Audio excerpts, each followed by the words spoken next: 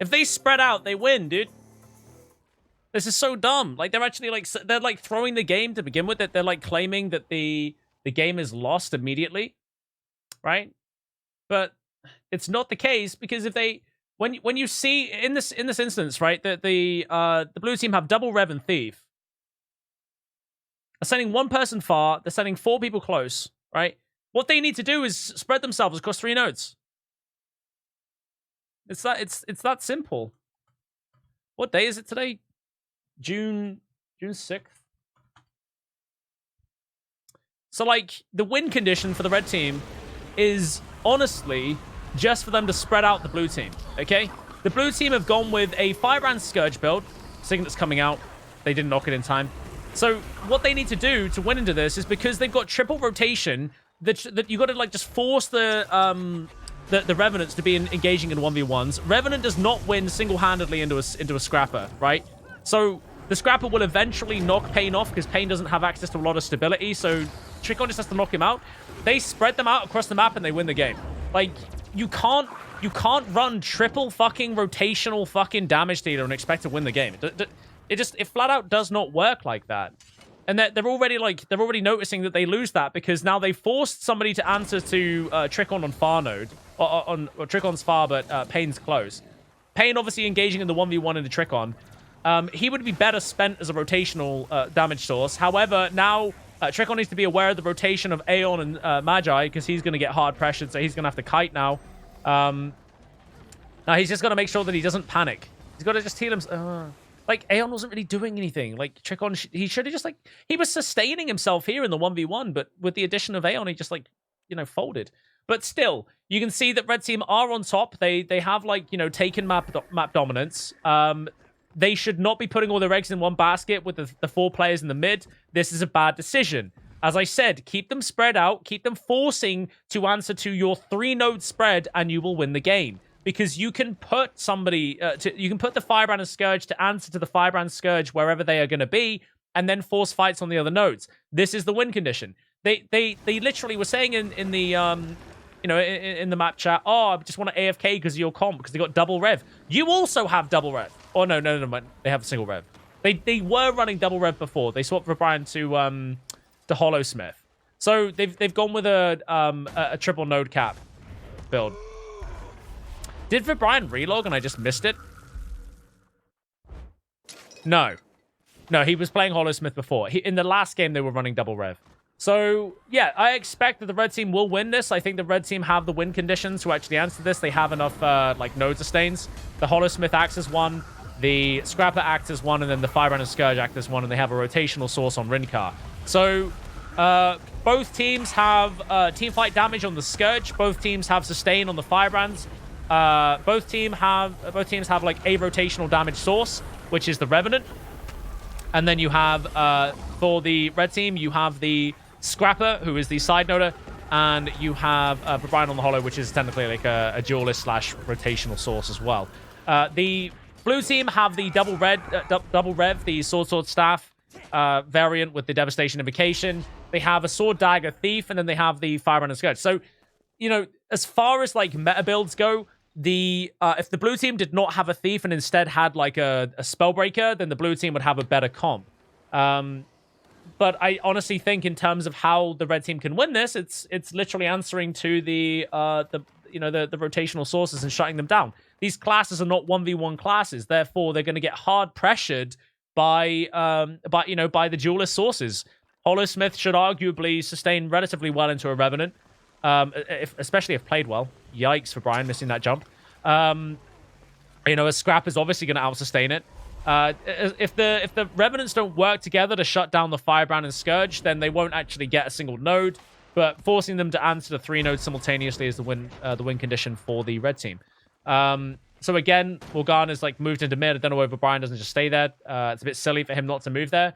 But again, he's like trading the node, and as soon as he goes into mid, then Morgana's just going to go and take the decap here. Yeah. So like Morgana was waiting for that movement.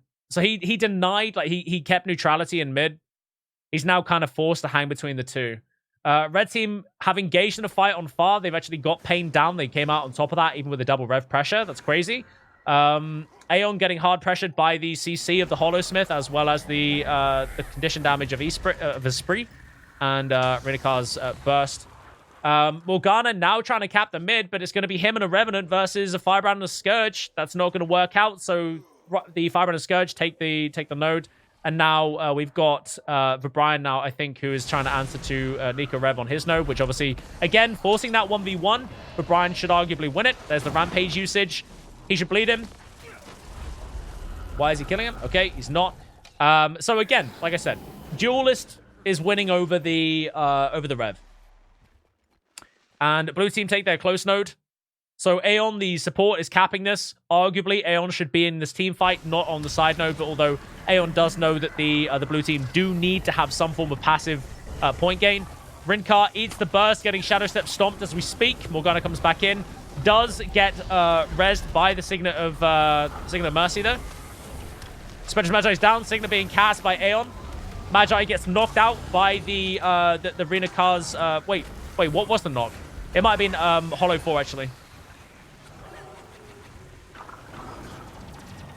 And Pain is going to die here in this engagement. They bleed him out. So Aeon's down, the Scourge is down, and now Pain is down, the Revenant. So, yeah, this is easy. I'm actually surprised that they were so, like, against playing this comp because they thought their game was over. They thought that the game was actually going to be lost because of the double rev. People need to just learn the counters. Like, learn the hard counters here. The same thing applies in solo queue. If you see a lot of rotational sources, spread them out. Spread them on triple node. It's the one case where playing 3 nodes is super viable. Most people just don't think about it. It will result in a slow game, that's for sure. In the majority of situations, the more duelists that you have, engaging in those 1v1s, the slower, the more dependent it is on individual skill as opposed to, like, getting decent, like, +1s and so on and so forth. It's all about, like, that one-on-one engagement on the side. But, the red team are, like, making it work. They're still maintaining double side nodes. Trickon is basically AFK on the scrapper here. He's not pushing into the team fight because he doesn't want to. He wants to make sure that they don't get any decap. That said, if he gets feared off here with the corruption, then he's screwed. His hard counter is actually Spectre's Magi here in this instance. Does he have Purge Gyro? He doesn't. So his only condition removal is via, like, the Elixir Gun. Gotta be careful. Disengages the node because he knows that he can't sit under Spectris. What amulet is he running? So he's got Paladins. Okay. And he gets +1. So he'd already used a lot of his cooldowns into Spectre's Magi and was obviously finished by Pain in that instance. Esprit is down, so he's now respawned. Equer is waiting for him. So they do have the Firebrand and Scourge running out simultaneously to answer to their close node where Brian currently is. They're going to be in a 3v3. This is arguably in their favor because it's double rev. Morgana's pushing in as well, so they got the triple +1. This is kind of bad. Because obviously now it's a 4v3 and they do have heavy spike damage, but they do have the Scourge. And if Esprit plays this properly, they can come out on top. It's all about how the Revenants play into the condition spread. Equa being the focus. Not wasting cooldowns. Pumping out Aegis right now. I believe Equa has... Yeah, so Equa's pumping out the stability. So he's not getting hard shutdown. He does have a lot of conditions still. Got to be very, very careful. Still pumping out resistance as well. Has gone down. Nico Rev is down. They come in with Trickon, get the function gyro res, and now they're putting out Pain. Pain has gone down. So has Nico Rev. Well played. They use the function gyro to their, to their benefit. And now they've just wiped the entire blue team. So what the red team are going to do, they're going to leave these players to bleed out, and they're going to go and get map control. So 3 players bleed outside the red team base, so they don't have to worry about, reses coming from the blue team. And now they're going to push the far node, the mid node, and the close node simultaneously. Arguably, Esprit does not need to be here with Equa, so he's going to push out. Equa's going to be left to cap the node. Esprit is going to bring his offensive utility towards the mid. They need to push Morgana away from this. They'll get the passive proc. So passive probably just got procced on them. Oh no, Morgana didn't have passive. Going to die out of conditions. Oh, he returned on the Shadow Step to remove 3 more conditions. Gets a couple of bleeds on him. He needs 1 second. He needed 0.8 seconds. 0.8 seconds. He might even get the decap here onto the node. He does with the TP downstate 2. And now Esprit is going to be forced to stomp and get the node. So now Equa takes node. Esprit runs back mid to bring his offensive utility back to the team fight. Nico, Rev, Spedus, Magi, so they have the... okay, it's a 4v3. Rena Car's gone down, for Brian's gone down. And this is because they didn't wait for Equa. They've overcommit towards the 3 node. You don't need to do that. They didn't need to do that. This is where they've actually thrown any lead that they're going to get. Now they're going to get overrun by 3 players into the 5 round of the Scourge simultaneously, unless they decide not to, like, play that. That's really weird. Now that's ridiculous. Equa comes back in to resustain a Spree and Trickon. Kind of makes sense. Signet is up for Equa getting the channel right now. There they go. They do get it. They've given up any map dominance so that they can potentially pressure into Pain and Magi without the presence of Aeon. So Aeon is now rotating towards this fight. I would have thought that Equa just AFKing in the mid, answering to the Scourge, would have been better. So like the Scourge and the 5 round were in mid, right? He could have just AFK'd there. He would have actually sustained the fight there in the mid. Because obviously all he has to do is remove conditions.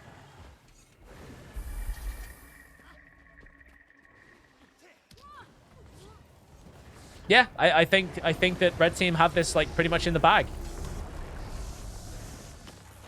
You learned it here first, guys. Well, actually, probably not. This is not fucking new news. It's definitely not new. Obviously, like if the blue team had the Duellist, then this game would be a lot harder for the Red Team. But having the double rev plus a side note is obviously stronger than having triple rotational sources. So fair enough to the... I think I know why the blue team tried this, and I think it's because they saw that the red team had the Scrapper. So the fact that the red team have the Scrapper kind of exaggerates the fact that they want to out-rotate the Scrapper. And having 3 rotational damage sources does enable that rotation. But the way that you counter three mobility classes is to spread them out and force them to 1v1, and they lose the 1v1s. So if they don't gain the momentum and you manage to kite them pretty well, the game just goes for them. Red team only needs single node, but they've just been decapped, so now everybody is pushing into that far node to try and get that decap. Trickon is applying pressure. Trickon's going to get the decap, but Brian's going to approach Pain with that pressure. He's running static discharge as well, so he's got extra burst damage. Staff 3 dodges the stability, the Corona Burst. And now he has an Infused Light, I believe. I can't see the facet being cast, though. But Brian used the Elixir S to disengage. Trickon's going to maintain that node in the 1v2. Gets the 1v3 with the double rev. So actually, this is an opportunity for the blue team to come back. Red team got to be super careful here. Super careful. What Brian needs to do... Wait, did Brian just... I thought he just put himself on the fucking wall. That would have been the throw of the game, if he did. So now Nico Rev is going to be engaging into the 1v1 into Brian. You've got Pain and you've got Morgana rotating mid. Towards the close node. All the red team need is a single node. So the blue team are overcommitting into this 3v3, which is going to be a 4v3 because they want to deny node ownership. The red team don't have the mobility to actually, like, rotate into mid. But I believe that Brian wins hard into Nico. Nico's already been forced to kind of disengage. He doesn't have Infused Light. And if Brian can get a pretty lucky... he gets it. So, yeah, okay, that's game over now. That is game because the red team have won their close node and red team have also won their far node. So the 1v1, you see how you're forcing the 1v1 class to answer to the to the rotational source, and then the 1v1 class wins because they have better kit to answer to the +1. So yeah, I mean that's I'm actually like the one thing that I said to them as proof, right, at the very beginning. I literally want to AFK because of your comp at the moment. And I'm like, their comp sucks. Because it does. And I say, spread them out, monkeys. Force revs to 1v1. What did they do? They force the revs to 1v1. They win the game. Good job. It's that easy. Like this, dude. Not like this. Oh my god, that's fucking hilarious. All right, so let's get into this, guys. We've got some pretty good teams here. I think both teams are running something that's semi-based on the meta. Red team, they do have the Firebrand, the Scourge. They have the team fight. They got the rotational sources of Phaleth and Tramadex. And then they have the side note of the Soul Beast there. who's now rotating to their close. The blue team have taken Ferios to the Mesmer towards their close node. Ferios is, one thing to note, already playing Power Lock, so going to be playing something that is based on interrupting their target. Blue team pushing with the stealth. Red team acknowledge that, and they decide to create distance between them and the blue team. They're actually handing them over the blue team. The blue team getting them mid there. Red team get engaged on. Teapot very, very low. Teapot should have jumped up, I think, up on these guns. But, you know, baiting them into a ghastly breach is not a bad thing either. He has used all of his kit, rotating out now, trying not to get chased up, but does get isolated by the Revenant knockdown. Gets stabbed from his Firebrand casting Signet. Body did get knocked, but not quick enough. Phaleth seemingly jumps in underneath Teapot's body, unfortunately, and does eat a shitload of condition damage. And now Chris and Tramedix forced to rotate away from that team fight. Honestly, like, I'm not sure they wanted to jump down. I think there's more than enough terrain there that they could have used in that section, using the guns, using the the crate there in the corner. Anyway, Phaleth's gonna rotate out and come and defend his close node. Blue team gonna be picking up that far node as well. Oh, sorry, their close node, maintaining the close node, and they've also rotated into mid to have their Firebrand pick that up. So that is actually fly on the Firebrand. So looking at what the blue team have, they have team fight on their Hollow-Smith. The Hollow-Smith is more so team fight than anything else. I'm not going to say he's going to be on a side node because it's not going to be beneficial. They have Ferios for that sheer purpose.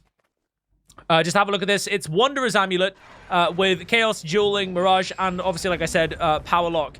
So getting a lot of points for the interrupts there, and being able to apply a lot of conditions with the Wanderer's Amulet. Blue team are dedicating themselves to the double node. They don't want to overcommit to the red node because there's no point. They already have the majority ownership. There's going to be a third node involved with the cannon coming up in about, I think about a minute. So the cannon will appear in 25 seconds, and then 30 seconds after that, they'll be able to contest it. So red team move on to the node to ensure the decap with the Soul Beast, and now they're forcing a 4v4. Red team do actually have benefit of terrain here. They can't be teleported onto on this. And they are looking to hard pressure the conditions of the Hollow-Smith. Now, Gauntlet has gone down. Signet is being channeled by YLF. Phaleth unable to get the interrupt there because Deadeye's Mark was already on cooldown. Didn't even have Mercy to get the reset there either. Torben has gone down as well underneath Char Big Boy. There is no Signet from Fly for this to save this Revenant. So now you got to see what the Scourge is doing, because the Scourge is always going to be the one that's the most pressured. Gauntlet is not being pressured by anybody as we speak. And as the Hollow-Smith has not got Elixir S left, this would be an ample opportunity for T-Bot to pick up a kill. He does get it. They do isolate the Hollow-Smith and ensure he goes down. And now you've only got the Firebrand and the Scourge up here from the blue team to answer to 4 members of the red. Now, I don't think the red team need to overcommit here either. That said, if they do actually get Gauntlet down, Gauntlet being chain feared there with Torment, if they do actually manage to get Gauntlet down with the Firebrand, that would mean that they 100% do get the cannon. So the red team are flipping this back after initially losing that first team fight. So Fly going to be forced to try and disengage here. Doesn't have Signet to try and get Gauntlet. Forces himself onto the node to ensure that they'll have to stomp him in order to actually be able to leave the node. Unless they trade it off and they leave somebody here. So they do actually finish off the Firebrand so they can rotate off. Cannon is under contest. So Chris is here at the Firebrand with the Soul Beast. They are answering to Fee, who is on the Mirage there. Mirage jumps off with the sword, the staff too. And in doing so, hands the node over to the red team. So here we go. All right, so, you know, red team do pick up the double 20, they got the 25 points. They got the double node ownership. They've got to be careful not to, split up too much. Tramedix is going to go down here. Chris already pre-casting the Signet. Tramedix does get up. Tramedix probably going to use the terrain here to get out. No? Gets the Death Strike onto the Mesmer. Okay, so even took it offensively, but pushes out towards Phaleth, so Phaleth can come and save him should anybody come and try and pressure. Now, what is Phaleth using? Is Phaleth on, like, say, Sword Pistol? Chris has gone down, by the way. I guess that was with the pressure of the Scourge, who's rotated into that team fight. So, yeah, Phaleth is actually on Sword Pistol as well. Phaleth is actually, I think, dying because he's doing the Sword 2 pistol spam. It's possibly that is the over-investment there of the Deadeye. I wondered why Phaleth was actually, getting involved in those fights and sort of standing still in it. I think now we've established that fact is because of the sword pistol. It's very deep. Once you're in, you're in. And the only way you get out is Sword 2, and if they CC you, you've got no disengage. So unless he's running Shadow... He does have Shadow Step, but I guess maybe if he engages on Shadow Step and he has you know, an option to disengage, that might help. Okay, so I think Teapot would get hard cucked by the Mesmer. They're 3v1ing the Mirage.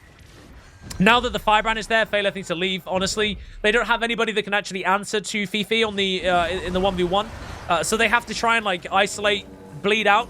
Torben comes in to resustain. Blue team managing to maintain mid. Solbeast is bleeding out right now. Phaleth looking to push towards the far node for the decap. Being answered to by Colex, who's on the Hollowsmith. All right, and now blue team turning their attention to the cannon because they do not have a cannon yet. So looking at the timeline, you can see that the red team did get one bell.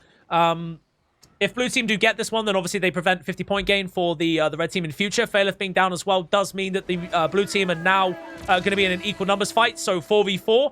I would expect almost the entirety of the teams here to come and contest the bell. It's really important for the red team to get on there. If they don't obviously want to, you know, gap close here for the blues. Oh, so, okay, red team have actually decided that they would rather get map control than to contest this map objective. Fair enough, they're going to hand them 25 points, and they're going to take every node that the blue team have and force them to spread out. Fair enough. Red team are currently 2v1ing into the Hollowsmith. That's Tramadex and the Soulbeast. So, Revenant and Hollowsmith into the other Hollowsmith. Sorry, Revenant and Soulbeast into the Hollowsmith. And then they've created a 2v2 with the Mesmer. Mesmer just on respawn. Tramadex does eat the Prime Light Beam. Trama does not have Infused Light available to him, so he's just having to disengage. Chris actually rotates into him to resustain him, which is great, but he has to still use his defensive kit. Sword 3 for the evasion frame. And gets shut down by I think the fear of the Scourge. Gets the Signet of Mercy there from Chris, but it's not enough. He does not have Infused Light available to him. I think he just wanted to get his Stab 5 off to evade frame back through. And they're going to leave him to bleed out. So blue team going to be picking up their close node. And red are now committing to the mid node to ensure that they have their close and mid double node ticking. I think Bell comes up shortly. And this is going to be probably where we decide who sort of wins this game. Because if they give the blue team an opportunity to get a third, you know, later in the game, it can be a game decider. Because once there's a fourth objective in and you have to constantly contest it, that then opens up the rest of the map and people can throw very, very quickly. So, yeah, if they don't actually contest this bell, it's going to be very bad for the red team. So we do actually see the Soulbeast against the Hollowsmith and the Mirage simultaneously. Phaleth comes in to possibly re-enable that, but now they're in a 2v3. Phaleth is obviously going to be the person who's going to be super susceptible. He's already used his initiative from the Sword Pistol 3. I think he actually got a reset of that. Disengaged with the triple usage of Rifle 4. PMA lands the... Oh, shit! Okay, nice! So he does get out by just about getting to disengage out with the Deadeye Mark Interrupt and then getting initiative to Rifle 4 back out. Spams the Sword 2.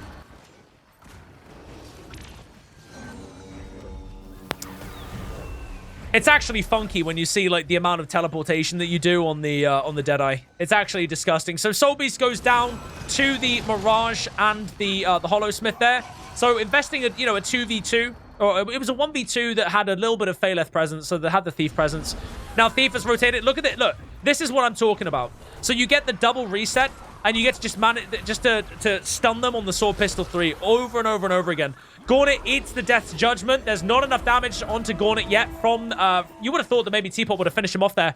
So you can see the blue team Mirage is currently contesting on the bell. Phaleth being forced to come and answer that. He is not going to win this into the Mirage. He will get cucked, especially with the rotation of the Hollowsmith. So again, they are enabling the third bell here. So this is second bell that's going to be for the blue team. Third bell is the one to watch. Yeah, red team are just not getting any kills right now, but blue team are. So, you know, if blue team get kills at the right time, they can win this game. So now the Soulbeast is rotated in. Teapot is bleeding out on mid. Chris is down. Soulbeast is out. This is really bad for the red team. This is 50 points. They're going to be at 408, right? So Tramadex is going to die here. Hollowsmith knock him out with Rifle 4, perhaps? No, they're just going to finish Tramadex off straight away. They're going to get this bell. And you see, this now leads to... This is exactly what I'm talking about. Look. Watch the lead be taken.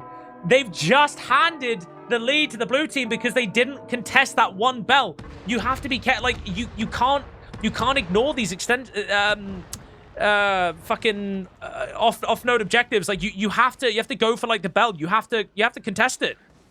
You can't just go, okay, well, we'll take map control. If you don't maintain that lead, you've literally just thrown the game there. Double node ownership. They've got nobody in mid defending, though, so Soulbeast gets decap for free. Interesting. Wouldn't have done that, personally. Phaleth does go down as well.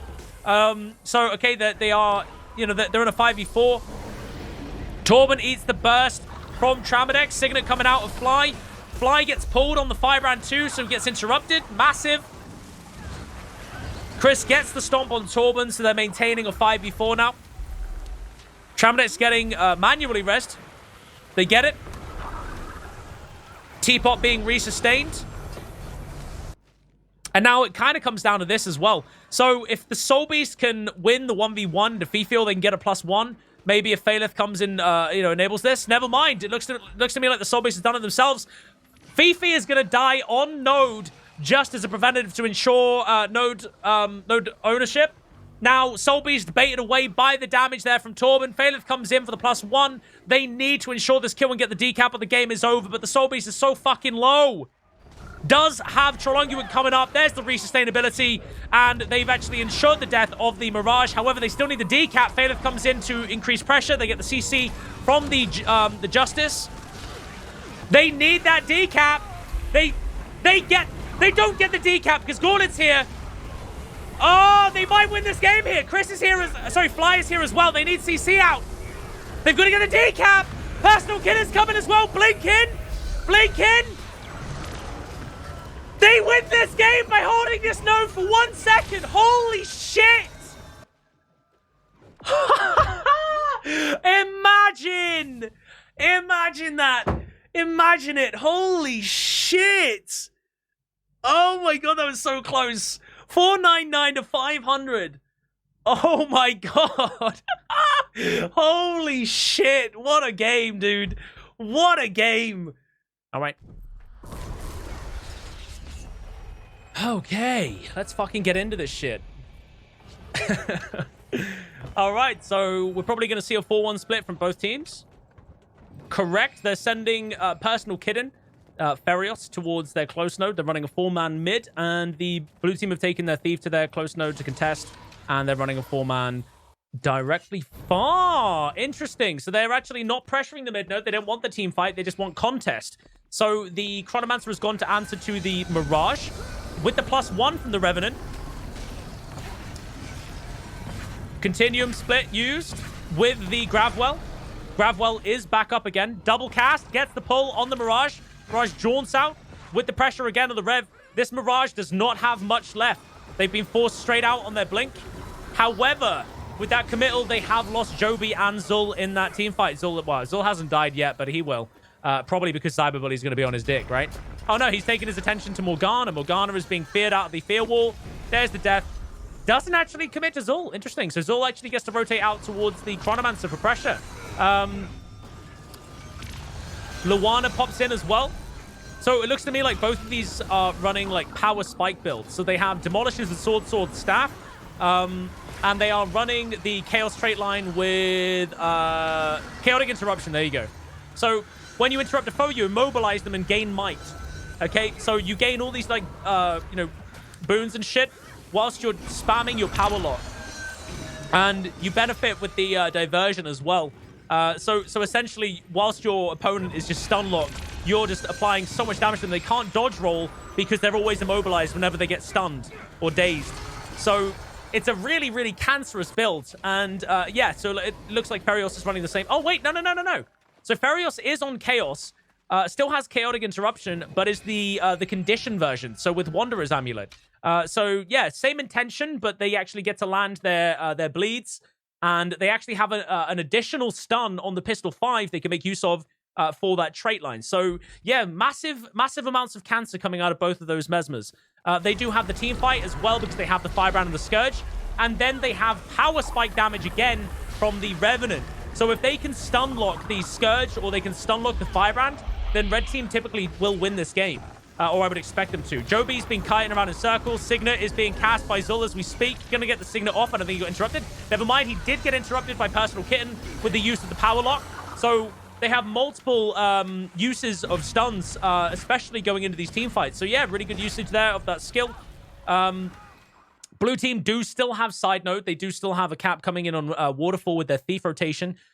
So you see, even though the red team are getting these these team fight wins, they're not actually winning in terms of rotational capability. So they are, at this point, the blue team are winning with the rotation game, losing the team fight game. And this is how they're maintaining this lead, even though a lot of those kills have come through on the red team. So you gotta play the strategy of the game as well. Renaclone going down to the spike of the double fucking Mirage. Standard, too much power, too much interrupt, too much condition. He's gonna fold.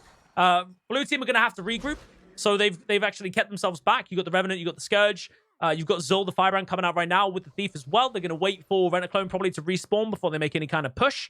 Although they do know that they're going to have a 4v4 engagement in mid, considering that Personal Kitten was on the far. Never mind. They're going to run that 4-man mid now. So Personal Kitten actually has just pushed back towards the node because he saw that the Thief was rotating out. And in that pushback, the blue team have been able to come in and get some kind of team fight. Now, we've got to watch what happens with Joby and Zul, okay? 1 tick left on the cap in mid. This is a massive team fight. They need to secure something. Both teams do have Signet reset. Zul doesn't get the Signet. He was channeling it. What happened? Must have got interrupted. So they do still get that neutrality in mid. Azadome super low. Joby is dead. Azadome still being followed by Luana. They're spamming power lock on him. There's the second power lock. And he gets immobilized and will die as a result. Red team going to pick up this mid node as well. Yeah, chaotic interruption is a really fucking busted trait. I mean, read it. Do you want me to read it? When you interrupt a foe, you immobilize them and gain might. Then gain a random boon and inflict your target with a random condition.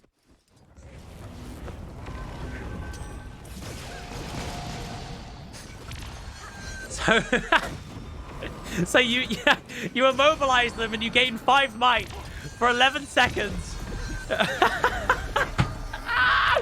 All right, and you can do it every 3 seconds, which is retarded.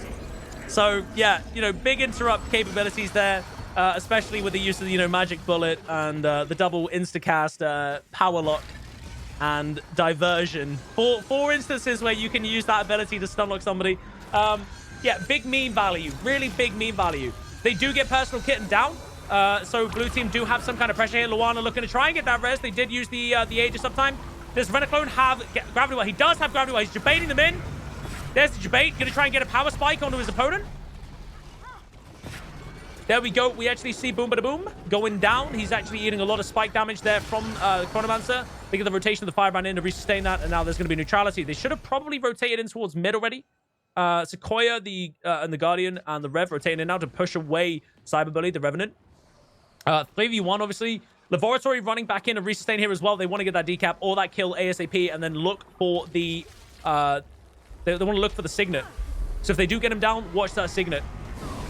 So they do still get neutrality. They still have 1 node contest. That was a lot of the overcommittal onto Azadome that did that. Azadome's still alive. Out of combat now as well, getting his Mantra Distraction up, so getting that power lock. He has used his invulnerability here. This is just a trade-off of invulns, dude. Look at all this cancel. I mean, we can't even see all the fucking shatters. You see all these, different fucking examples of players? These are all different clones, dude. They're everywhere. This is like a nightmare for me, honestly. If this was in solo queue, I'd literally be bent over. I actually played against 5 Mesmers yesterday. It was 1 Chrono and 4 Mirages. Oh, it was horrible. All right, so Sequoia going to eat a lot of condition damage there. Zul is just coming out of base, so no res going to be happening for Sequoia unless they get that committal with the manual resing. They can't do it because of all the spam that's underneath the body. And now they're just going to be forced to play a rotation game. Morgana goes for neutrality, doesn't get it, rotates back out towards Renaclone so they can +2 into Personal Kitten. So, 2v1 into Personal. Distortion was used. Neutrality possible if Personal Kitten walks off the node one more. Oh, actually, no, wait. No, they don't have the ownership. It doesn't matter. If Morgana eats one little bit more of condition damage, he's dead. 6% health. Doesn't have anything left. Trying to use that wall as a disengage. Does get withdraw up. Oh, this is so close, dude. Gets the sword 2 disengage on towards Ferios, and they're going to have a kill. This is going to work well for the blue team as long as this does not get interrupted. So blue team actually going to get double node off this as long as they maintain waterfall. Zul needs to get his ass on that node with Joby. Morgana has eventually died there in the transition back towards mid as well. So Luana going to maintain that as well. So yeah, blue team really should have made that push towards that waterfall node. However, they are pressured outside their base. So I guess maybe they can't. Did we win the match? Yes, we did. We had boys. We had boys, but it was a very close game. It started off very, very annoying, and they were all running chaotic interruption. So it was scary, yeah. All right, so blue team going to be looking to pick up this mid node. They do have, or they did have the Chronomancer. They're avoiding it. Sequoia going to have to come back and get that pickup. Okay, so yeah, we're gonna see a 1v1 once again between Azadome and Personal Kit in the Mirage. And Morgana looking to get that decap under the nose of Laboratory. Just as a note, Cyberbullied is actually running Corruption Invocation. So running a Carrion Amulet Revenant build. So I expected he was going to be on the Devastation Invocation. He is on Malix. He's on Dragon's Dance and Malix. So yeah, this is a high condition output with the mace and the axe. And of course, he does have staff for defensive capability. Everything else looks to be pretty normal. Yeah, there's the corruption on the Scourge, SD Core, Sequoia on, yeah, looks to be Sword Staff, and Renaclone again, like we said, was on the Chronomancer with the Demolishers on Radiant. So this is the old build, Inspiration. Okay, so yeah, Azadome maintaining this node for his team. Blue team going to be picking up the mid node as well. Red team are actually getting some kills on Joby outside of their base. Red team could even make a play here. If they get the 5-round and the Scourge down simultaneously, they could let them bleed and they could make a Lord Rush right now. And they could win the game straight like that. They're going to do it. I think they're going to do it. Are they taking the door down? Shut up. Are they actually going to do it? Imagine if they do this. They're doing it. They're actually doing a Lord play. Oh, we haven't seen one of these in a while, but Zul's gonna be up in 6, has no Signet. Joby's gonna be up in about 16. So all we're gonna see is Zul, who's gonna try and be the preventative here on the Lord play. Does he even recognize it's happening? He does. He does. Dude, they have enough pressure. They got the Scourge here. The only thing we might see is like a possible intervention here from Zul, but he cannot get that cast res. They don't have to try hard to get that interrupt. They don't interrupt the heal on Blue Lord. Joby's going to be able to rotate out into this and possibly drop Ghastly Breach on this. We do see that Renaclone comes in as well with the Gravity Well. They're getting the CC over the Lord. Do we have it? We do see the Ghastly Breach over the Lord, so they're eating a lot of condition damage here, answered to by Laboratory's anti-condition play. They just need to CC him out. He is so low. He's running about with Torment. Dude, they just need to get that Stomp. Zul going for that res, getting hard fucking pressure with conditions. There's the Stomp, and there's the win. Laboratory secures that kill, and that is the end of the game. That is the final is over. Who the fuck is Aquarian Arteria? Who is that? I mean, that's Roy. It's Roy, Teapot, and then me. Holy shit, that was a good game. I enjoyed that. Over this. I know, Torben. I know. Shush. Okay, we've commit now. All right, so we're going to see a 4-1 split straight out of base. Illegal math, the blue team Duelist going to the close node, and the Chronomancer from the red team going to their close node. So 4-4 in the mid. Actually, looks to be like a bit of a weird split. You've got Sequoia who's breaking off towards the blue team to answer to their pressure they're bringing into Renaclone. So they've actually pushed 3 players towards the far node for the blue team. And that actually means that the blue team is going to be the only team on the map with any kind of point gain. I don't want to talk about how Sequoia just died instantly and Zul died instantly as well. That was interesting.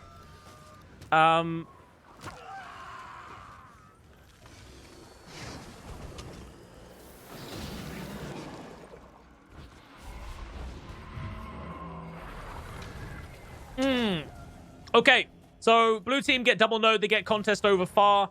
They're not actually capping it. They're just maintaining neutrality and hanging around, seeing what happens. So at the moment, you've got Morgana, who's rotating around trying to get decaps where possible, but answered to by Sakiki or Illegal Math in both those locations. So Thief is unable to do their job in terms of rotation to decap. Izuki being the prime target here. They do get him down, but actually the blue team do not have a Firebrand to answer to this. So we don't have to worry about any Signet plays. They don't have any blood magic on a Necromancer either for teleportation reses. But this does mean that it's currently a 5v4, so red team are in a decent place to actually make some kind of comeback. Joby is super low. Being sustained by Zul, though. They should rotate in and try and make some kind of teamfight play. However, they should be aware that the only person they killed was Izuki, and Izuki is a duelist. So he doesn't bring that much to a team fight, more like isolated single target damage in the middle of a team fight. If they do group up and have massive team fights, the red team are ahead. That they do get like a better option because they have the Firebrand and the Scourge sustain. The blue team are more so like spread out duelists. So this is why they've actually just managed to kill Sakiki. They've got the Scourge, they've got the Firebrand, they've got the double rotation, they've got the side noder. They've got the perfect composition. Blue team are sort of like Bruiser, rotational +1, duelist, and duelist. So they're all about sort of like spreading themselves out over nodes and trying to win 1v1s as opposed to bringing team fights. What the red team want to do here to win this game is to probably put themselves over 2 nodes. They've got obviously like one cap in the mid. Zul is having to rotate away from that to go back to his team to resustain. So that means that nobody's actually looking after mid. So they're not trading it off to anybody. You see what I mean? So like Zul got the cap and then immediately left. That's where their downside is. That's the downfall. Now Flandry and Izuki are now answering to the 3 players that are over here trying to bait them off the node. It's a 4v3 now. So if they keep rotating like this and not holding double node, then they're going to end up in this deficit. They won't catch up. Hollow being isolated. Doesn't have Elixir S. Actually overheats as well, so kills himself. They secure that kill. You've still got Rent-A-Clone, Azadome answering to Flandry in the 1v1 on a neutral node. So that means that red team... Actually, you can see that Morgana is trying to keep Sakiki away from the team fight and at that node to try and like prevent the decap. So arguably, this is pretty decent for the red team. They can get an outnumbered fight in the mid as long as Joby does not die. Joby does die. They get the res before the stomp. Izuki has a shitload of torment on him. Gets knocked down, so he can't deny it. He can't remove it. Torch 5 misses. Or set... What's Joby running? Yeah, it is Torch. Set the Torch. So Torch 5 missed on the on Legal Math. You see, like, you've got 3 players creating pressure on the Math, and Math is just there, like, fucking doing dancing. Like, he's twisting and turning and denying a lot of that engagement. So there we go. So now the red team are applying themselves to double node. Azadome needs to make sure that he doesn't like throw away this node. Red team do get their pickup. And they have put down Sakiki with the follow-up of Morgana. Morgana's going straight for the stomp, although he doesn't really need to. The death is outside their base and would force a lot of blue team members to come and answer that. So, yeah, this is an opportunity for the red team to come back. 1v1 being answered to, so you've got Azadome versus Illegal Math. I don't actually know if Illegal Math is playing Fire. I don't think he is. Nope.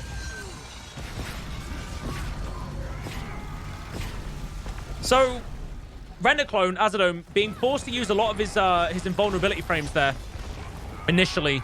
And that in itself actually forced the node into this sort of 1 tick remaining. Illegal Math obviously not using any immunity frames, so maintains that point ownership even when Rent-A-Clone does use those abilities. So he's got to be careful. See, he's just used Blurred Inscriptions, which has used the Signet of Ether to heal himself, which then took the ownership of the node away from him because it was just 1 tick. So now they've got to contest back to get that node. However, he did maintain that fight into Illegal Math. So, like, over the duration of a fight, Illegal Math would actually win that just because he would gain access to that node. Okay? He would gain access to... he would gain ownership of that node, right? He would gain those ticks because of the immunity cycling. So, okay, red team have not thrown away their mid node at this point. They do still have their Scourge and their Firebrand in mid. Flandry trying to contest that in a 1v2. Illegal Math rotating into this as well. They've got Morgana's presence of the Thief coming in to pressure away the Hollowsmith. Bear in mind, blue team have no sustain. They have no team fight resustain. So red team, if they apply themselves short, they take their mid and they take their close. They don't overcommit anywhere. They have a rotational support source. They can win team fights and they can win outnumbered fights as long as they're always on these side nodes. So Morgana's still trying to force somebody to answer to them in their rotation. Zul's still here maintaining Flandre's pressure. This is perfectly ample opportunity for the red team to come back. And they've been steadily climbing back, guys. Look at the timeline. Blue team have not gotten a kill since the first minute. So the game was actually made very heavily in that first minute of gameplay. And since then, they've not got any kills, and therefore they have forced themselves into this point deficit. So, yeah, double node still maintained. Zul still answering to Flandre. Zul has plenty of anti-condition damage to answer to any pressure that Flandre brings. He's just going to make sure that he doesn't wander off for no reason. He should not trade here with Morgana. Right, so Morgana's going to be continuing to pressure Flandre. With the pressure of the Revenant as well. So they're gonna possibly 2v1 Flandre here. That's a lot of burst damage and actually is very much so in their favor. Sequoia's presence means that Flandre disengages away completely, which gives Morgana a chance to get a decap. And now red team are going to be taking the lead. Renaclone is super pressured here, so the Chronomancer gets resustained by Zul. Zul has moved off the mid node. Pay attention there. So we've got the Revenant and the Thief there on the mid. They do hand over the node to Illegal Math because they have to force the rotation away. Hollowsmith getting hard pressured as well on 31% health. Managed to get himself out. He's gonna resustain himself with out of combat healing. You'll see it in a second. So Joby pushes back into this to hopefully outnumber Illegal Math, and they will take this node. Renaclone's gonna come and pick this up, and they're gonna rotate back to mid to ensure they don't lose their main node. However, Izuki's rotation has taken that from them, which means that now Morgana, the Thief, has to push to get that decap as well. Does not achieve that decap because Izuki is on the ball with that rotation, and he'll stay there for the remainder of the full cap and then rotate back into the team fight. They have lost their Hollowsmith due to the overcommittal there in mid, and the red team are taking their mid node back. So Flandre has just come in to be that preventative. Again, Flandre will use Distortion here, which puts him into no contest, and then they get the full cap over mid. 14 points in this now. Red team need to get their close node recapped ASAP. They're not going to win this in just sheer kills. However, Legal Math has gone down. He's trying to create some pressure. Vapor Form used by the Weaver in downstate. Gets himself onto terrain to try and get a res. That's not going to work out. He bleeds out. Red team need to go back and get that cap. Okay, so Renaclone going for that. Now there's a team fight happening off of mid. Zul is still in the mid, maintaining that into Izuki. Joby is here as well. Joby needs to be careful on Izuki, right? So Izuki is going to single out Joby, probably with like some CC chain and wood hard pressure. Never mind, he rotates back towards his close node to ensure that does not get decapped. So again, I think what was happening is that initially the red team were overcommitting hard. They were trying to play the 3 node, and I think what they've done is they have actually capped it down to the double node ownership. They've kept their Firebrand and their Scourge in the mid, and they're not too worried about this far node at all. They're keeping themselves relatively condensed, and that's actually paying off for them like tenfold. They have now taken the lead thanks to this, and they've actually won a lot of their team fights because obviously they're playing around Joby's pressure. Joby getting hard fucked here now. Zul going to go for the Signet. No CC potential.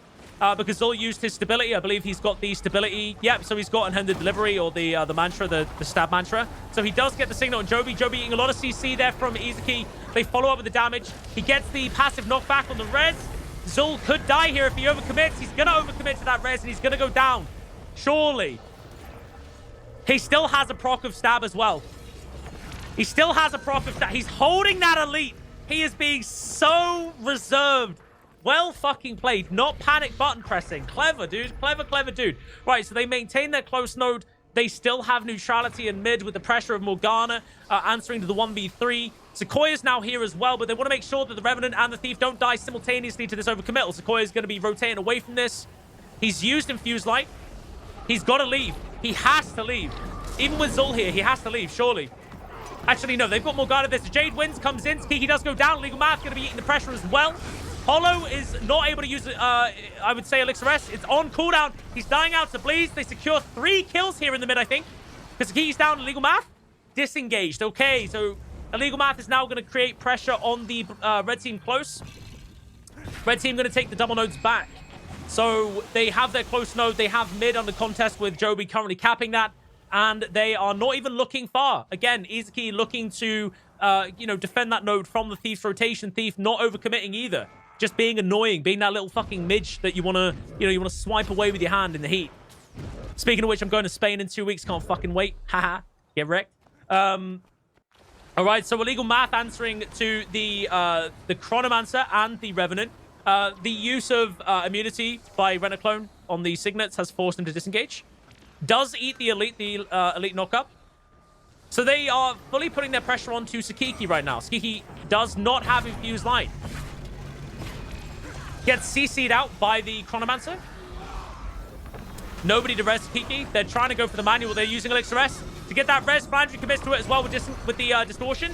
And they do get it. Now, arguably, the red team needed Joby there to try and pick that up. This is blue team getting the double pickup here. Joby still AFK in the mid. Probably not he who should have done that. Zol is here to create some resustain. They're leaving it. They're not overcommitting. Okay, so this is a bit sketchy, right? So red team are currently in a 3v4 because Izuki has gone down. He is down in the mid. If blue team do commit to this res as well, they have Ghastly Breach over the body, so this is actually really good as well. The Hollow is eating free condition damage for no reason. What is he doing? They get the kill on Joby. Signet does get interrupted on Zul with that fucking holographic shockwave. That should not have paid off the way that it did. Red team do take the far node as well, so they keep that double node ownership. Now red team need to commit to the mid node. They need to die there if they have to. If they lose, they get the neutrality. Sequoia's got to leave. Morgana needs to not overstay as well. Flandry is down. Dude, this is close as fuck. This is so close. Izuki gonna eat fucking damage from 2 sources right now. Shield 5 on cooldown. Flandry comes in for the res. They throw out the gravity well there from the Chronomancer. They're securing the kill. Skiki goes down. Flandry goes down. They kill 3 players simultaneously. That's enough points to win the game. That's it. Holy shit. Who would have fucking expected that? Who would have expected that shit? Oh my god. Oh my god, imagine if those 3 hadn't died there. That game could have gone completely differently. The Gravity Well ends that game with the triple kill. Oh shit. PogChamp, dude. What a game. What a game.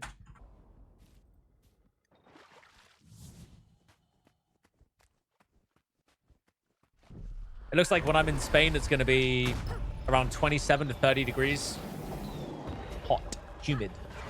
It's gonna be good. Okay, so probably gonna be a 4-1 split. Yeah, Flandry goes straight for the decap. Sorry, for the cap rather. And we're gonna see the remainder of the team.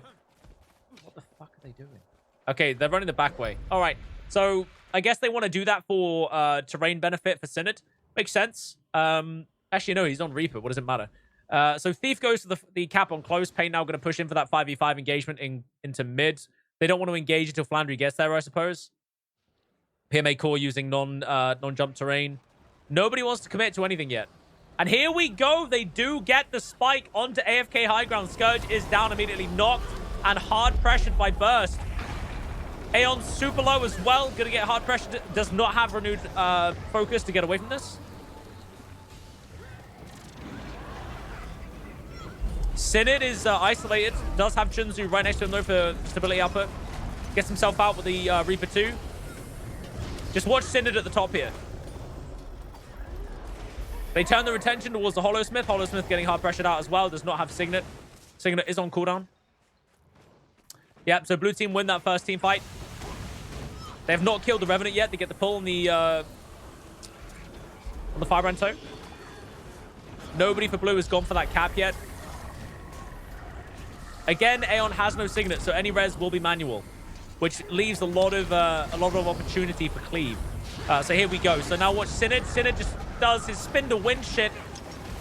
I'm gonna watch Synod for a little minute just so I can show you what kind of burst damage he can do when he's in Reaper stance. Because he is running that Signet, the Rune of the Worm, right? So he does have that additional ferocity.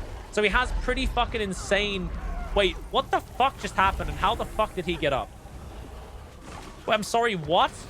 What did I just miss? Signet? No Signet? Signet? No Signet? Signet! There we go. Unlucky. They get the finish on Synod. I'm not quite... I don't know what the fuck I just missed, but they managed to get that res. They had 2 players that I guess they commit to the res manual. What a great shoutcast. Nothing is going on there. And there he's dead. If you want to go and see my actual professional shoutcasting, go to my fucking YouTube. Oh, was it downstate 3? Wait, you pulse resed everybody? Holy fucking shit. I just completely missed that.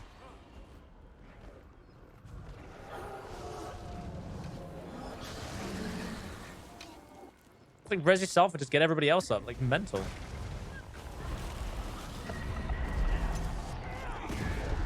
Haven't used the Reaper stance defensively.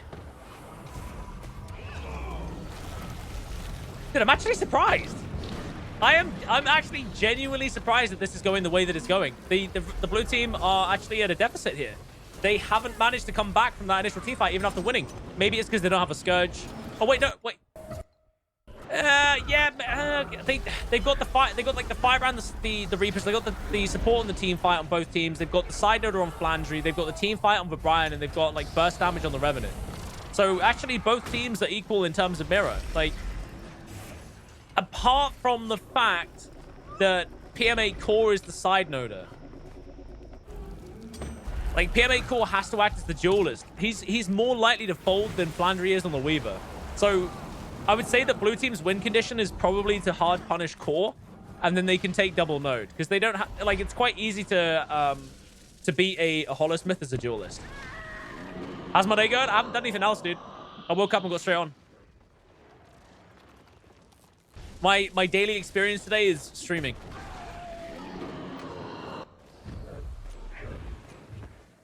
So yeah, blue team pick up double node. Not going to commit to the far. They need to watch the rotations of Pain.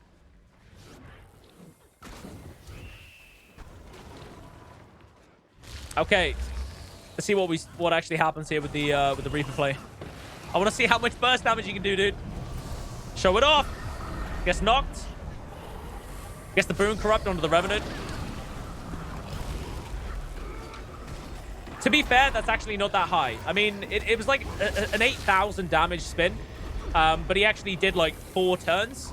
So it wasn't that much. I genuinely expected more. Gets the corruption on Aeon to ensure that she doesn't get the Signet off. Clever play.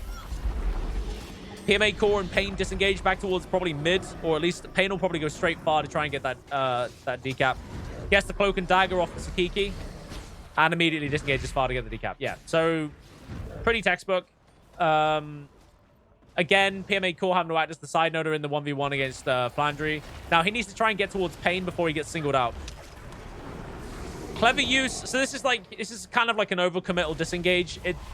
He used the toss Elixir S with the combine of the actual use of Elixir S because the Revenant can reveal. And it obviously, like, if they use something like Jade Winds on the Elite to get the AoE stun, he's going to get stuck in place, right? So, you have to fully commit to that disengage. You don't want to be revealed, so you just put yourself as immune whilst you're in stealth. And then it denies the reveal, and then you can actually safely disengage away. Blue team committing to a team fight again. Pain disengages. Core being priority focus. Synod also being the focus of the blue team. AFK on high ground, the Scourge obviously being the main focus of the blue team. They overcommit. Vibrian goes down. Chunzu is still alive. Does go down as well. Pumping out those unblockable marks underneath those bodies, and they win a team fight. So Sakiki tries to engage on the Beast. Kind of means that they're going to have to, like, or at least the Beast will kill Sakiki. Synod is relogging. Synod is like, Synod is literally like, nah, bro. Nah, I don't want anything. I don't want to play fucking Reaper anymore. It's like, time to go try hard. Synod is logging on his Scourge. He does not want to lose this game. So, red team now take full map control after winning that team fight, getting the 4 players down outside their base. And now they will get that triple node income. Pain does have to leave, however, because obviously he doesn't want to answer to Vibrian, because he doesn't want the 3-man engage. Pain engages on the Revenant before they engage on him.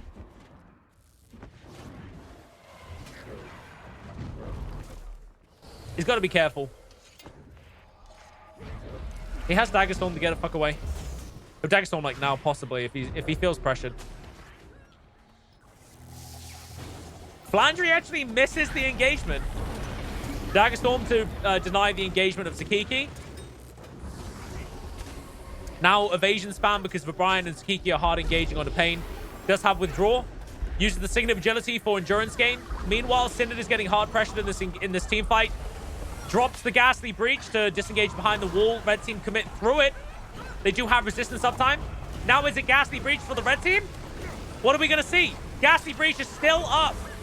To be honest, he's just dropped it. So they push back in towards it. Synod is down. Chunzu going for the res. Chunzu does get the res. No Signet usage yet. So actually they go for the manual res and they come out on top of this team fight. Esprit goes down. Aeon does have Signet, but no chance of cast. Pain is sneaky boy. Goes for the decap onto the close node whilst the blue team commit for that cap. So red team have actually disengaged to maintain ownership of that node as well. So Flandry's going to have to answer to the Revenant whilst I suppose he gets +1. Yeah, so Ski's going to come in and try and +1 into this. So that they're going to get the kill. They would eventually pressure the Revenant off the node and get the decap.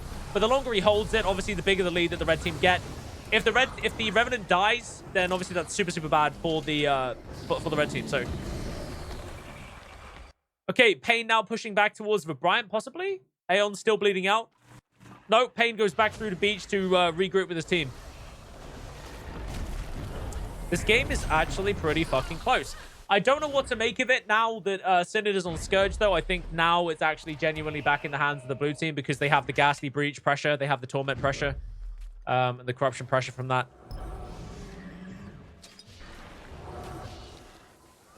Like, Synod is so ballsy with this shit sometimes. Revenant hard pressure down left. Synod by himself doesn't seem to give a flying fuck. Chunzu now here.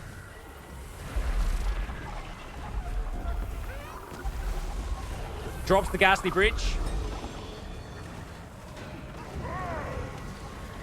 It's just disgusting, really. Like, I think Synod is much more confident on Scourge than anything else.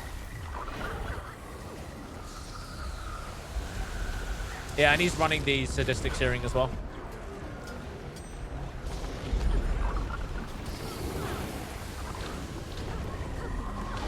It makes a massive difference. Like, it really does.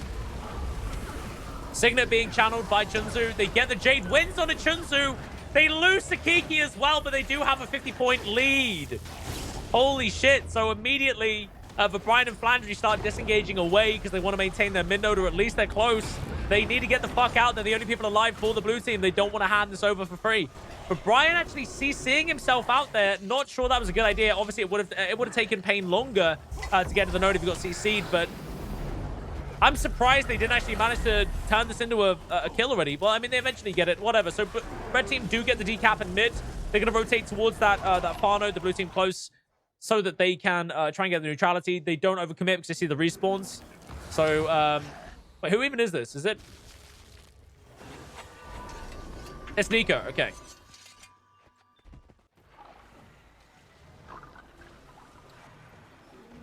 Okay, so Esprit going for that close node cap, not committing far. Pain obviously hanging around. Flandry has gone down by Spanir. They're gonna... I don't want to say it. I don't want to say it, but it's too late anyway. So they're going to be getting Spanir. So red team do commit to that beast. They get the 25 points. They get themselves caught up. They need to make sure they don't die now. Aeon is pressured in mid.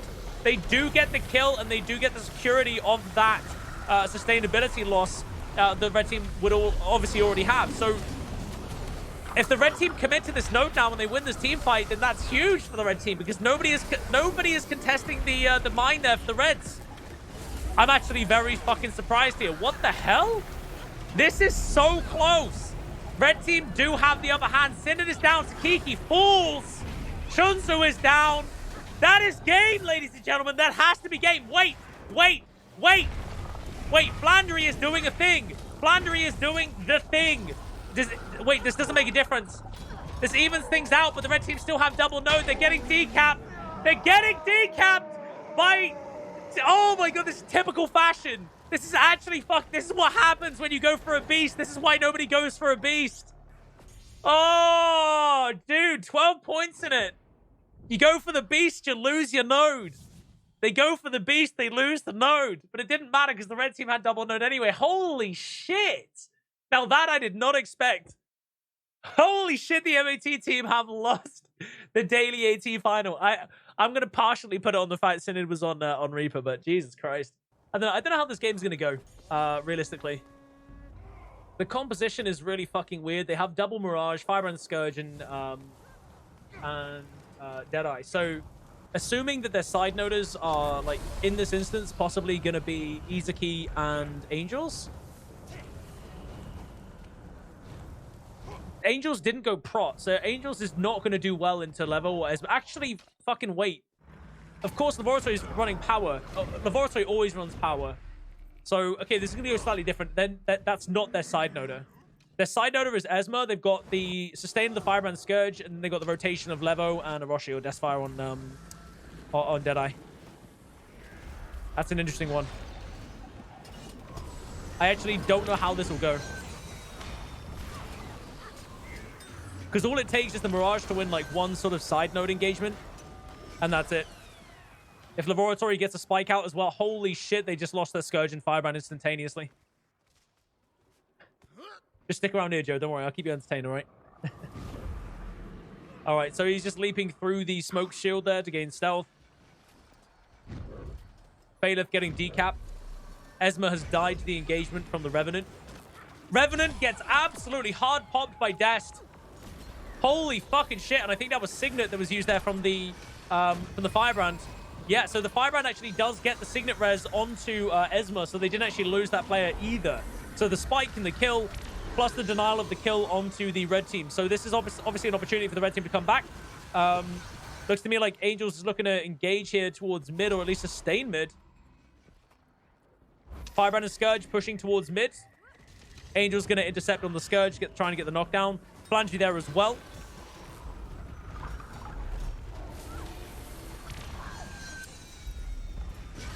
So, I mean, if the Scourge and the Firebrand are able to kite successfully, then this will obviously be in their favor. I don't know why the Scourge keeps approaching. The Scourge literally approached Angels and allowed him to photon to Prime Light Beam in his face. I don't know why he did that. Either way, they do get a kill on the Angels via Deathfire. They go for the Stomp. So they will get control over mid. The close node for red team was, in the favor of the red, but it's being decapped by Phaleth. Esma tries to answer that as well. Esma's going to obviously get that. Oh, Joe? Oh my, dude, thank you so much for gifting 10 subs, man. Holy shit, thank you so much, man. Enjoy a takeaway tonight? Hey, maybe I will. Thank you so much, dude. That's amazing. Thank you so much, man. Okay, so red team currently still control their close node. Where was I? So that was obviously picked up by Esma yet again. Phaleth looking to get that decap once more, which was answered to by Esma, who's looking after their node. Now the red team are looking to have an engagement above the mid node. Izuki super low, does have some conditions on him. Those have been cleared. Use the Bull's Charge to create some distance. Laboratory in close pursuit. Does get the power lock, but... And there's the follow-up with the Great Sword 3. So, leaving Izuki to burn... to bleed out there. Laboratory will go for that cap. Does see that Fallen Layla is moving towards this corpse. So, Laboratory does need to secure that. Does engage onto the Revenant before being able to take that body out of Izuki. And Tormund is saying, no, I do not want this. Even though he has Infused Light, he obviously does not want to contest that because it will one-shot him at some point in time. So disengages until he gets out of combat. We're going to see an engagement. One player on Stillness. Giving up Stillness for free. No contest. Okay, so Deathfire does pick up Stillness for free. We will not see the buffs in play until 8 minutes 30. So we do have 3 minutes or so, or 2 minutes and 45 seconds until we see their impact.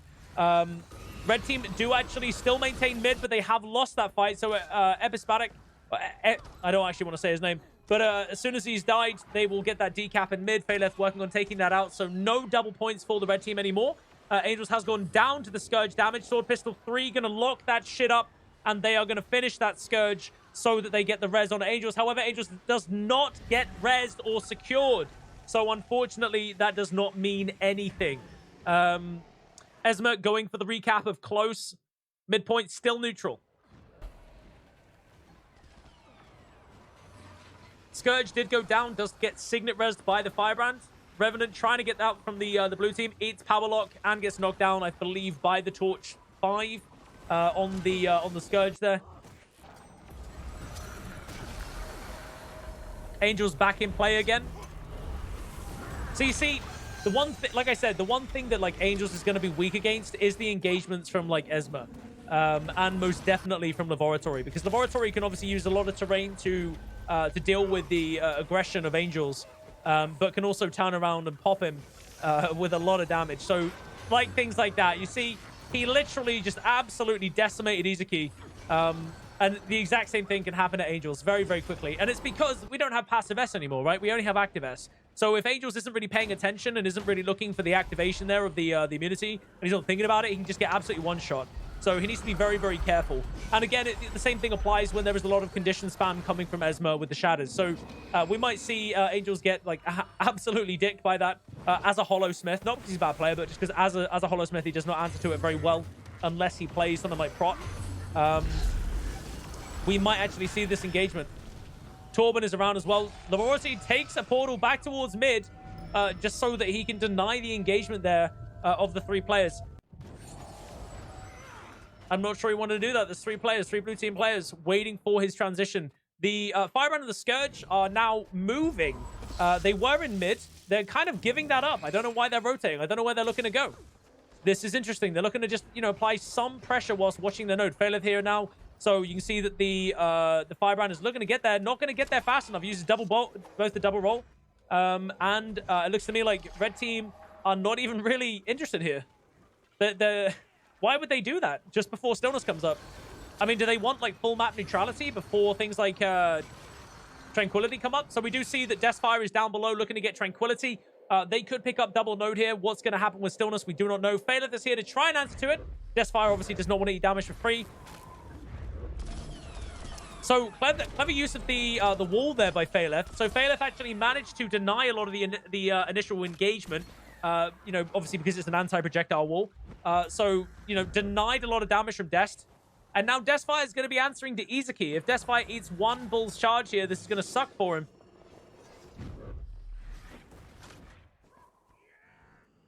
Now, Izuki can be kited very effectively here.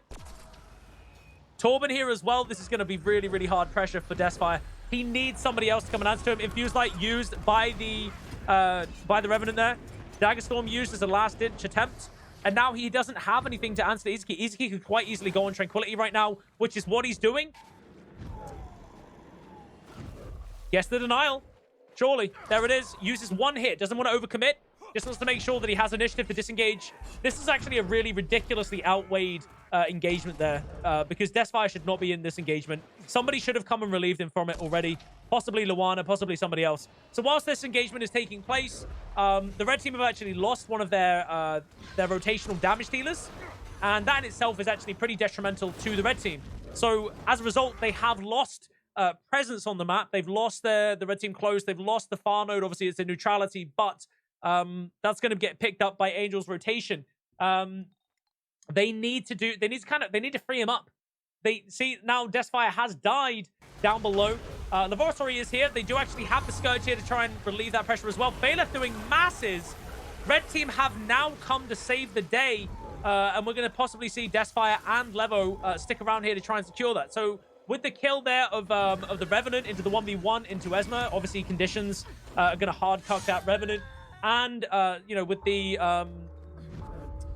Okay, so this could go all right. Angel's getting the immediate decap of Altar. Red team going to maintain ownership of mid because they have the Firebrand and the Scourge there. And then, of course, you have Esma on this side node who's now been answered to by 2 players of the blue team, Izuki and the Deadeye. So, Spellbreaker and Deadeye. Jesus Christ. Like, I mean, this is actually a really, really close game. It's not so much structured. There are a few mistakes in terms of, like, who's been committing to what objective. But now that you see that Deathfire is available for rotation again, you're going to see a lot more pressure brought to the side nodes and map in general. And I reckon that red team will come back on top of this with general map ownership. So Izuki forced away from the close node here. He's just, he's disengaging, obviously, because that's the smartest thing to do. Don't die for no reason.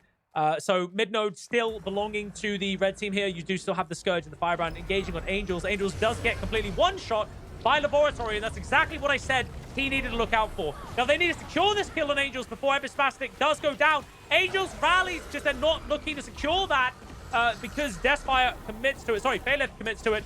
Levo goes down to the committal with the damage from Phaleth and Angels, and that right there went from being completely in the red team's hands to not. That just got stolen from them. They should have committed that kill onto Angel's downstate body. They allowed that shit to happen. Now, Phaleth has died as well. Angel's going for the committal there for the res. He's used his Elixir S. Gets feared out. Or maybe that was intentional. Signet does... They were going to use the Signet. You can see that Epi actually just cancelled his Signet by dodge rolling because he saw that they were going to get the security on Phaleth. So, okay.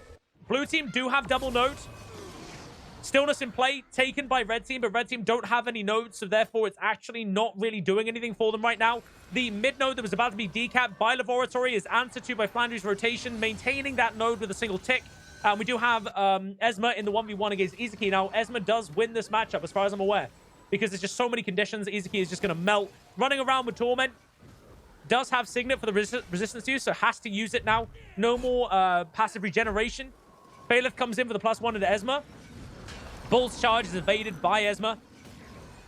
They're maintaining neutrality. 70 points in this right now. Scourge and Firebrand get the neutrality of mid, and they're going to be trying to cap this. Revenant looking to create some pressure here as well. Izuki has died on node.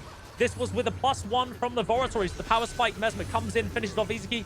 Phaleth going to try and leave right now with the +1 now coming in from Angels to create that 2v2. Laboratory uses the portal to get out. Flandre super low as well in the 1v1 against the Deadeye there. Phaleth looks to come in and secure that as well by stunning up Deathfire here. Just going to be spamming, and they do secure the res. Angel's rotation into that body does secure it, and they do lose Deathfire as a result. So I would say blue team are actually playing better as a team in terms of like team-oriented decision-making. However, the red team have been more based on objectives. So you can see that it's more about for the blue team. Look, the majority of the points that they've capped in the last like 4 minutes is literally altar. That's their close node. Close, close, close, mid node and mid node. Then sorry, far node even. So far, and then close, close, and close. They're not even really. They're purposefully out rotating the mid. I don't know if if you can see that from the timeline, but because the mid node has predominantly been the Firebrand and the Scourge, they are just looking to not even play into that. Phaleth goes down to Deathfire. Deathfire has no conditions on him. So going to be quite secure there. Close node is going to be answered to by Izuki's rotation. Laboratory is not going to allow him to get that, surely. Interesting. So I think Stillness is coming up right now. Oh, sorry, it's Tranquility and Stillness, right? There we go. So 2.5 minutes left on the clock. 70 points or 60 points in this right now. Flandre going for the cap. Sorry, for the Stillness. Laboratory answers to it. Denies Flandre's cap of that. Deathfire once again answering to what looks to be Phaleth. Phaleth does get out. Gets the engage and now stun locking. Passive is gone on Dest. And there we go. Phaleth has died and actually TP'd over. So this should actually be a pretty good engagement, sorry, Tranquility pickup for the red team. As long as they are able to sustain this. Is anybody going to come and answer this? Izuki is coming down. He might make it in time. And Flandre does commit to that as well. So we do see a 3-player committal of the blue team to try and deny Tranquility. Dagger Storm being used by the Deadeye to try and disengage. But obviously, Deathfire has to stay here because if he doesn't, then they get free cap of that Tranquility. Again, why is Deathfire always the one that's down here? They need somebody else to do this. It arguably should be Esma. Esma should be on Tranquility, being the denial. Red team have lost their Firebrand, their Scourge. This is basically the win secure. This is win condition for the blue team. They have dominance over Tranquility. They have node ownership coming up in mid. They've just won a team fight there. The Firebrand and the Scourge are down, so there's no team fight node pressure. Angels and Izuki can just go AFK on this node and win the game in the next 30 seconds or so. With Tranquility coming in as well, that goes down to about 10 seconds. This is easily won by the blue team, and that is basically it. Very close game, actually. Tranquility is this. It's this buff down here. When you cap it, your team gains all 3 nodes simultaneously. That's what Tranquility is. Stillness is the buff that's in the middle, where when you cap it, you gain double points for every point that you have. So if you have like the close, mid, and the far, you gain not only the points of all those 3 points, but you gain an additional 3 per 2 seconds. So it's pretty cool. He lives in Jib. Yeah, I will do it, Godzilla. But you get your shirts. I like your style. I mean, this one's from Fat Face, I think. All right, let me just do this one real quick. If this one turns into a complete fucking flop, we'll soon know about it. All right. Okay, so we see, oh, this is an interesting split. So they're sending their warrior from red team in towards their close, and the Mesmer's going to the mid node, answered to by Angels. Sorry, by Floody, even. They're going to send 3 people mid. 4 people. Floody has turned off away from the mid fight because he knows that there's 3 players already answering to Flandry, and there are 2 people from the red team who have come and immediately answered to Sari. So Sari has died straight away to the spike damage of Angels and Phaleth. So that was a huge coordinated engagement, and we're just going to wait to see what Izuki does in towards Floody. They do own the mine, so actually double node ownership will be apparent for the red team straight away, and they do still have contest over mid. However, they need to be careful because they do have a Scourge and a Firebrand in mid. So if red team do overcommit here and die for it, it's going to be exceptionally punishing. Now, one thing to know about what Pain just did is he did wait for Phaleth to disengage before he actually engaged. He waited for Phaleth to eat a bunch of damage, uses panic buttons, and then he engaged on him, which I think was possibly intentional, or he just came over the brow of the hill, saw Phaleth was disengaging, and thought it was a good idea. So the exact example happened of what I was saying was going to happen. So with Phaleth and I think it was Torben committing to that mid fight, even when they'd already won the side nodes, I think that's what led to Phaleth's death. So what they should have just done, I think, is probably commit to the side nodes they'd already won. Angels being CC chained by Sari, and he is dead. So the tables have turned, and now Sari is able to capture their close node and get the blue team on the map. What do we see here? Phaleth going for Svane, gets the immobilize, Death's Judgment. It's actually happening.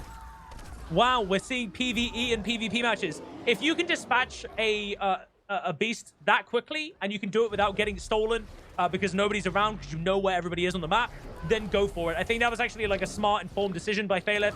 He does get a 50-point buff for his team for doing so, and actually maintains that red team lead as well. So yeah, decent engagement there by Phaleth, possibly like necessary. We do see the Scourge eating a lot of pressure here for the blue team. Izuki was going to get it. Phaleth does come in. Phaleth tries to go for the fucking the security there of the death, but unfortunately gets feared by the downstate Scourge. And then, of course, the Signet comes out of Aeon. So blue team do maintain that sort of team fight dominance in that mid area. We do have the Revenant engaging on Sari. They're about to 3v1 Sari. I don't think Sari has that many holes. This looks like 4, actually. We see the Mesmer is now pushing into that. So they do turn their attention towards Aeon. Aeon forced to use the renewed focus of the engagement there. So immediately gets the immunity output and is able to resustain herself with the use of the F2. That is a harsh committal. So, wow. Yikes. Red team commit like 4 players into 1 person.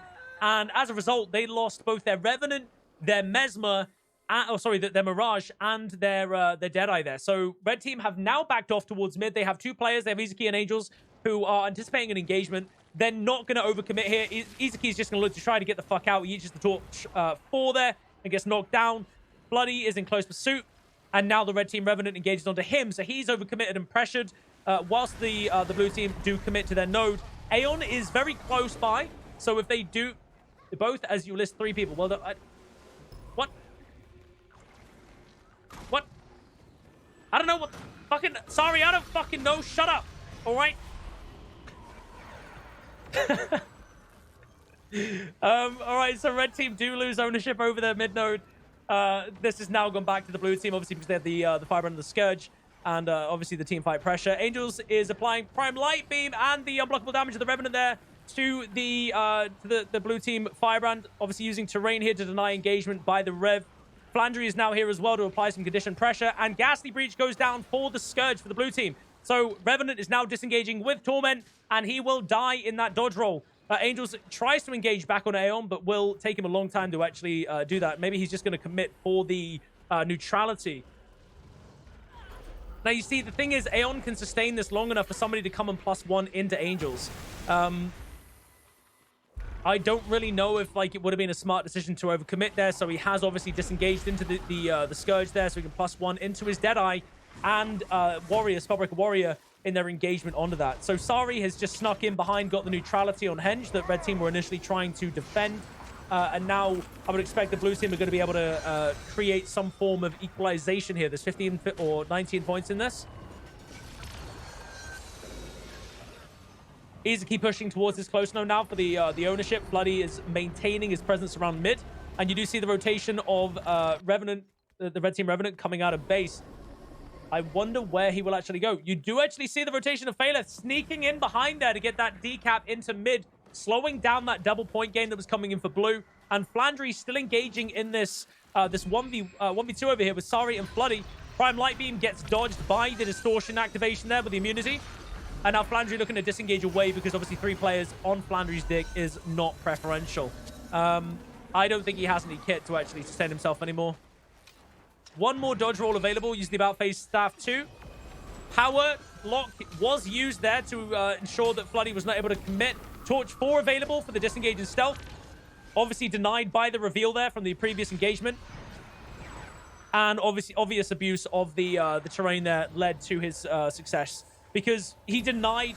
Obviously, he can just teleport instantly up. Floody has to go and use a jumping puzzle or at least run all the way around to answer that. So it gave him time for his False Oasis to come up, and now he can engage back on the Floody.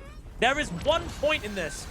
Red Team have 1 node and Blue Team have 1 node. So Flandry wants the decap on this node. If Flandry wins the 1v1 into Floody, then he will be able to neutralize, and this will go back into the favor of the Red Team. Now, one thing to note is that the Blue Team are still engaging in a team fight in mid, answering to Angels. They did just lose Pain there in mid as well.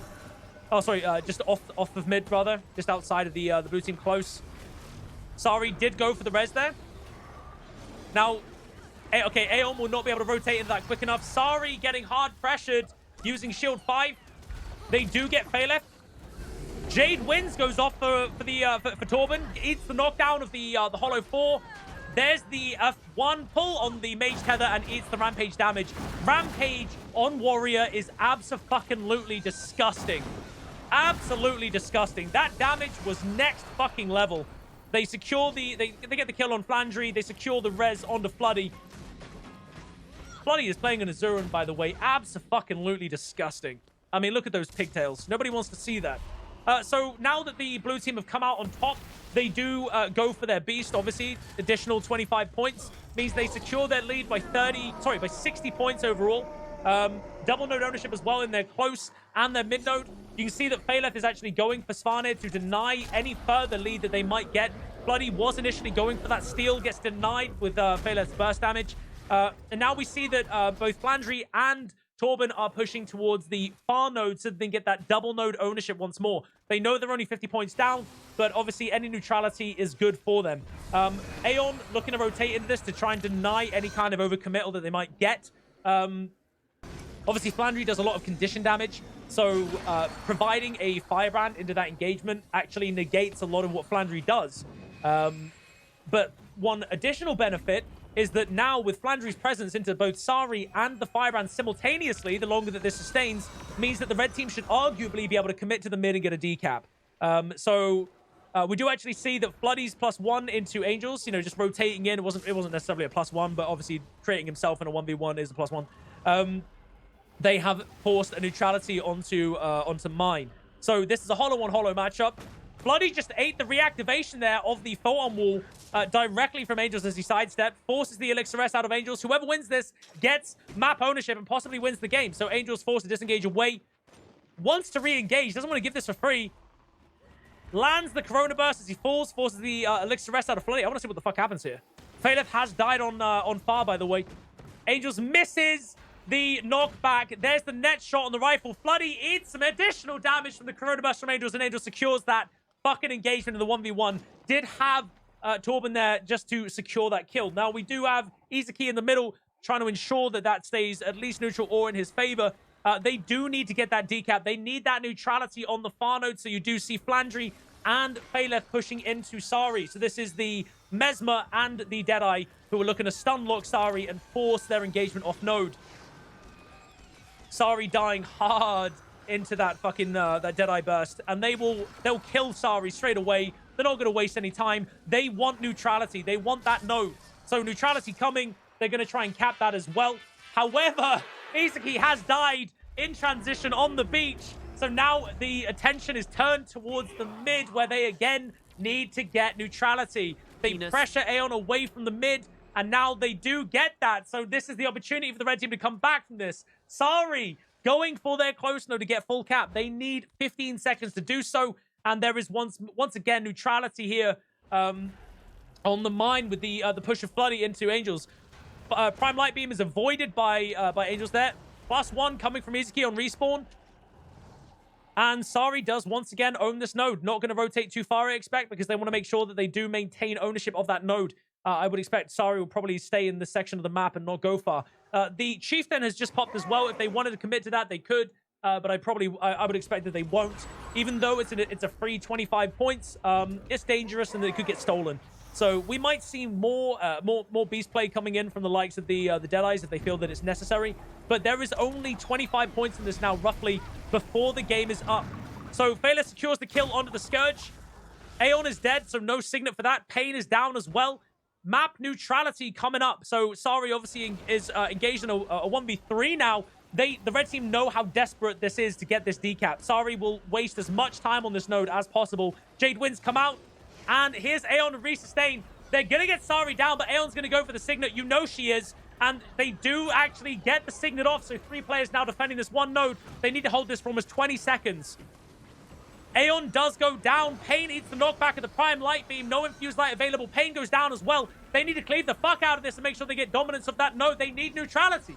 I think Sari just Vengeance to try and get as much damage out as possible. They need to get them off node, but they can't get it. They can't get it. They can't do it. That's it. That's the game. It's done. Holy shit. That was so close. If they actually managed to do that, they had map ownership and double beast on the map. They possibly could have done that, dude. If they'd actually took that node and won that team fight, they could have got both those beasts and won the game. Holy shit, that's close. What a final, dude. What a fucking final.